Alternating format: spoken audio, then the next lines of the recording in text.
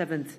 It gives some hope to devastated families in Israel and some respite to Palestinians in Gaza. This is a moment we can build upon, and now we must redouble efforts to bring all remaining hostages back home, to step up humanitarian aid, and to use this long-awaited glimmer of hope to find a lasting, sustainable solution and a real vision for peace that rebuilds the political horizon. Now it is my pleasure to welcome the Prime Minister of Bulgaria, Nikolai Denkov, to Strasbourg and the European Parliament. Dear Prime Minister, let me start by reiterating the European Parliament's disappointment with the decision to delay Bulgaria's and Romania's accession to the Schengen area last year. We stand fully on your side on this. There is no justifiable reason not to admit Bulgaria, as you have now fulfilled all the conditions since already, it bears repeating, 11 years. As I also conveyed in our meeting, I sincerely hope that the Spanish presidency will make every possible effort to reach agreement between all member states this winter. Another pressing issue for Bulgarians is your entry into the Eurozone and the adoption of the euro as your currency. We see and encourage the efforts that your government is making in meeting all of your conditions for this. For me, it is clear that joining the Eurozone is the best possible decision for your country, your businesses, your industries and all Bulgarians in terms of financial stability and in terms of opportunities.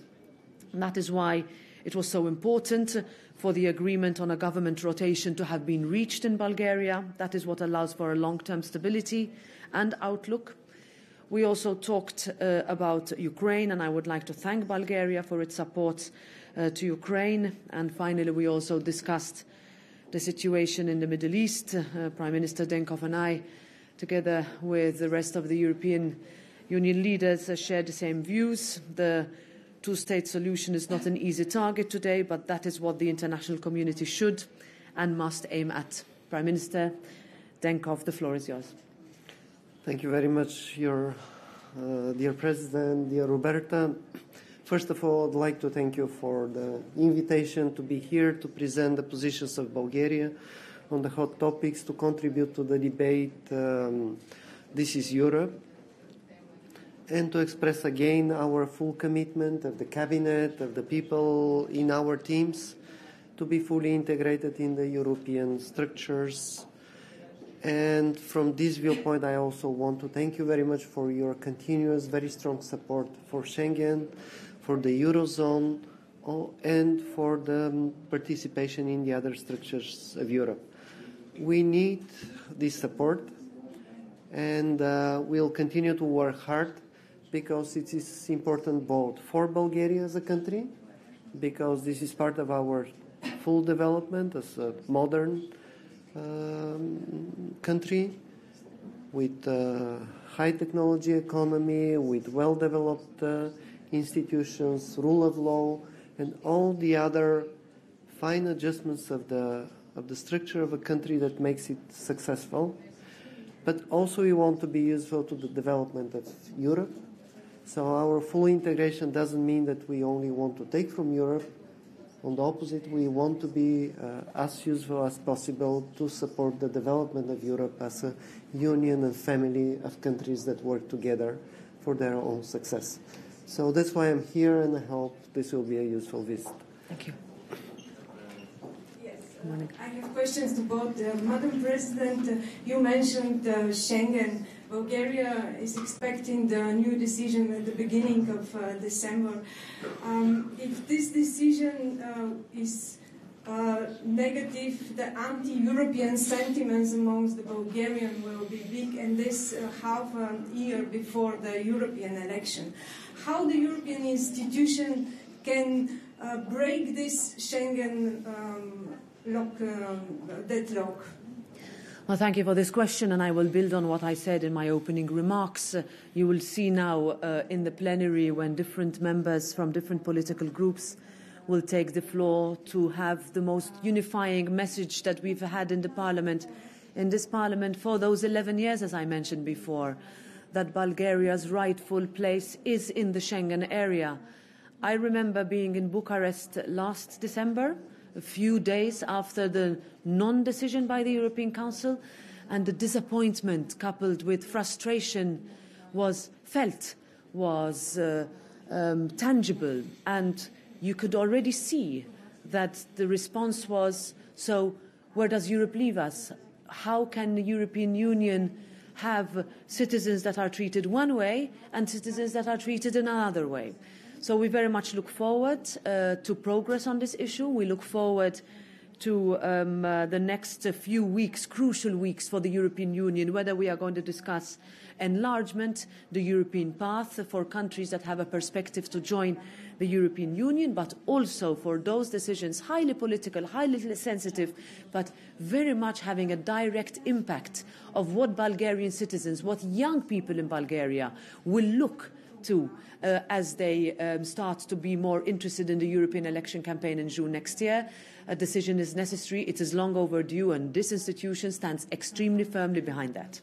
Thank you. And to our Prime Minister, Mr. Prime Minister, do you have plan B if Bulgaria again receives negative decision on Schengen, and what will be the political consequences on your government, for your government?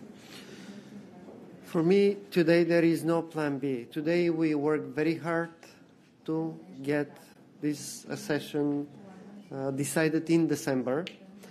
And there have been many efforts by all of the members of the cabinet. You have seen the efforts of myself, of the Deputy Prime Minister Maria Gabriel, of the different ministers of economy, internal affairs, and so on and so forth. There are many other efforts that you don't see because these are diplomatic efforts where we show very clearly what are the arguments not only for the benefit of Bulgaria but also for the benefit of the entire European Union, for the benefit of Austria if Bulgaria and Romania are in Schengen area. So that's why the entire focus is on this. Believe me, on the European Council, I'll be very hard on this.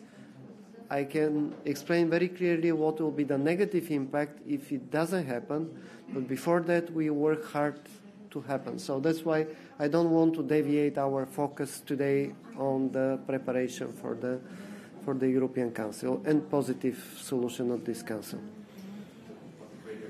Morning, Elena Biskova, Bulgarian National Radio. I also have questions to both. Madam President, do you expect some changes in the treaty which will give some more power to the European Parliament and thus remove the power of the veto that member states have, as Bulgaria is very concerned in the case of Schengen? Thank you. Yeah, thank you very much. This is a report, a very long-awaited one, that will be voted on later on today. It is, first of all, to be clear, from an institutional perspective, our position, very long stated. I cannot predict the outcome of the vote. It is not our negotiating mandate, but it will be our contribution to a debate that is long overdue. What we have said as a parliament is that we are committed to enlargement. We have seen in the past 4 years where the gaps were, in what the European Union could take on, and the European Parliament, as competencies, whether in terms of health, whether in terms of defence, security, and also energy.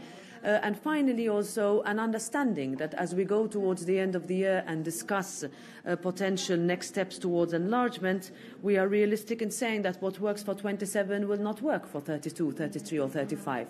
So without preempting the outcome of the vote, I look forward to a very good debate between the institutions, with all the national leaders of governments and states, to where the European Union we want to see in the next years. And it's one that has to be able to carry out and continue to face the challenges and the crises, if you wish, of what we have come out of and are still going through as we speak. And also for Prime Minister, it's an internal matter. The vote of no confidence didn't pass, the government survived, but how it will go on, provided that the disagreements within will continue? Thank you. So the most important target of this cabinet is to fulfill the government program.